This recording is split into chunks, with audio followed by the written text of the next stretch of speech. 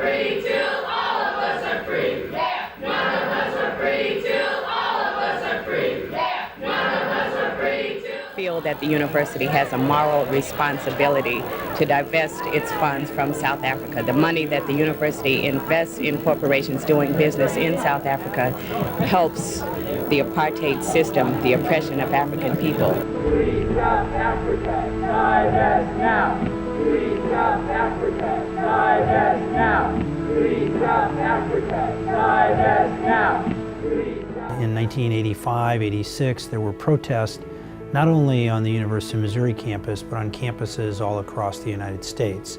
And these protests were against actually the South African government and trying to get the United States government to put additional pressure on the South African government because of its apartheid policies.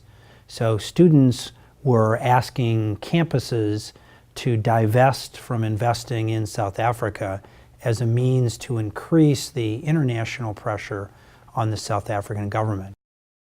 When Peter McGraw arrived as the president of the University of Missouri System, at that inaugural event, the protesters lined Jesse Auditorium.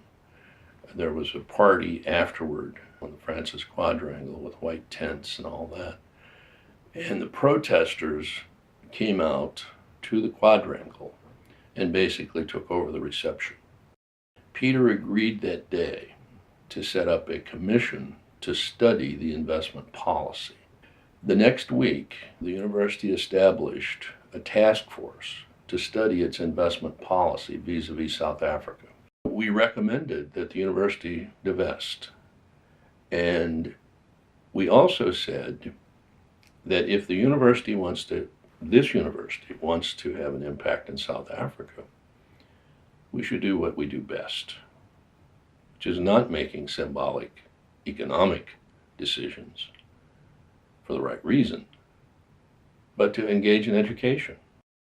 Tonight I grasp that hand firmly and warmly and express the hope that in taking this small step for two institutions, we shall also take a giant stride in the cause of education. We believe that in doing this, we're doing that for the future and change South Africa in trying to provide the leadership and the trained manpower for that changed, non-racial, democratic South Africa, which people, including our university, are striving for. I recall in the early days, folks at UWC didn't know where Missouri was. And if they did, they thought of Missouri as some, ultra-conservative hick college out in the middle of nowhere. People from UWC say, we didn't know what was up with these people from Missouri and why they wanted to partner up with us. So when we showed up, we were very serious and we were very humble. They all said, well, Missouri is the one, these people are serious. We weren't there doing favors for the University of the Western Cape. We were there to enrich the experience and the professional development and growth of our faculty and our students at a time and in a place where most others either couldn't go or wouldn't go. On a day, Owen and I and Jan and others might be ducking under trees or whatever else other cover there is for us as the tear gas and the rubber bullets and everything can rain onto the university. But you've packed your bags because that night you're going to fly from that space with all of that turmoil to this place called the University of Missouri, and you're going to be a professor. And so you never lose your understanding of what you are, of what that university is. You don't give it over to struggle that is meaningless. The struggle is a struggle not just with respect to how do you force the other to give you a freedom, but how do we equip ourselves to be able to deal with that freedom. This relationship started primarily focused on faculty exchanges.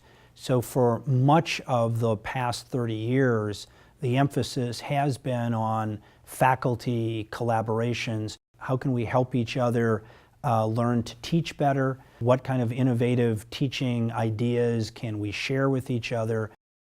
And somehow it worked, even though they were 8,000 miles away, even though they had no experience working internationally with other universities. There we were, and there they were. trying to create protocols and trying to create systems through which we could work together. I remember, arriving there and walking across the campus with a University of Missouri colleague and greeting people who I had already met, South African UWC faculty who I had already met here in Missouri in the early years of the relationship. The level of engagement was already strong enough and meaningful enough that I could encounter so many familiar faces very far away from home. And I thought, well, we've already done something.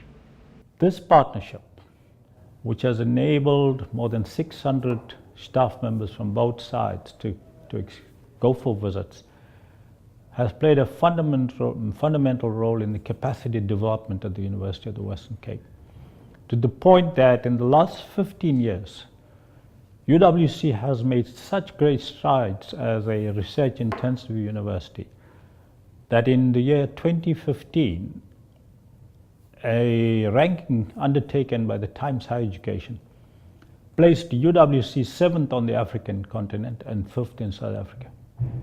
And the foundation for UWC's rise as an institution where serious scholarship was generated, that foundation was laid by the partnership with the University of Missouri.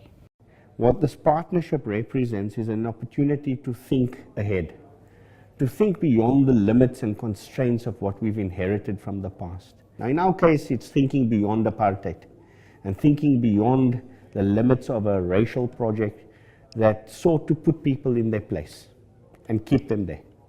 And this partnership is an opportunity to think our way out of that predicament, to think our way into a space where we affirm knowledge as a project worth thinking about and worth working with, but also about what the emancipatory potential of knowledge might represent. It's gone from faculty research collaborations to some teaching to also some student exchanges and collaborations. It's grown into a fairly comprehensive program of developing new ideas for both universities.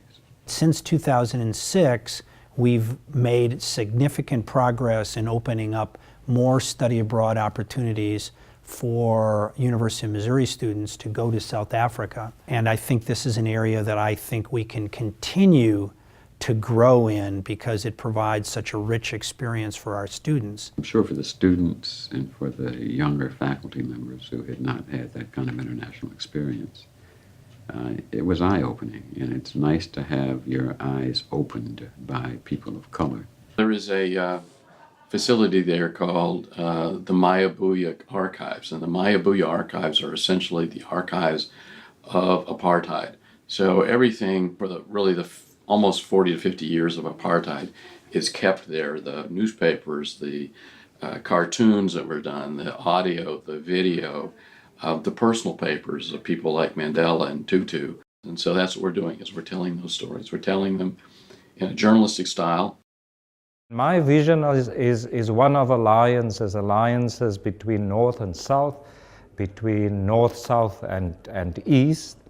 And we're already talking to one of our partners in Belgium to see if we can have a trilateral alliance. Alliance means that we have common goals, we have a common vision, and we draw on the strengths of our respective institutions to make those goals a reality. The fact that this relationship has endured for 30 years, when there have been changes in leadership both at the University of Western Cape, at the University of Missouri. We've had different presidents, lots of different chancellors, and yet there has been a continued sustained willingness to participate in this partnership. There have been so many accomplishments, whether you think in terms of individual partnerships or institution-to-institution partnerships. I mean, let me put it this way. More UMSL faculty members have visited the University of Western Cape than any other university in the world. Now, that's not to be assumed. It isn't easy. The distances, the logistics are not easy. but somehow we made it work. And it's still working, and it'll probably work for another 30 or 40 years. With the passion that they show, with the commitment that they show, I have no doubt, well after I'm retired, this partnership is going to go to great heights. I think we're doing quite well, all because of those student protests back in 1985, 86. You know, we started very, very small.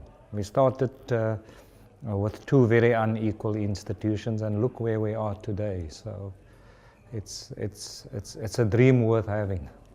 And I just want to say to this university, thank you very much for your commitment to the kinds of things that the University of the Western Cape has had to be doing.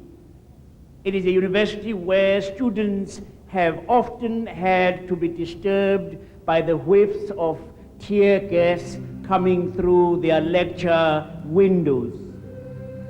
It's been a university which has been the site of the struggle for a new kind of South Africa. And the association that it has with this institution will do a great deal to improve the contribution that UWC is going to be making to the new South Africa.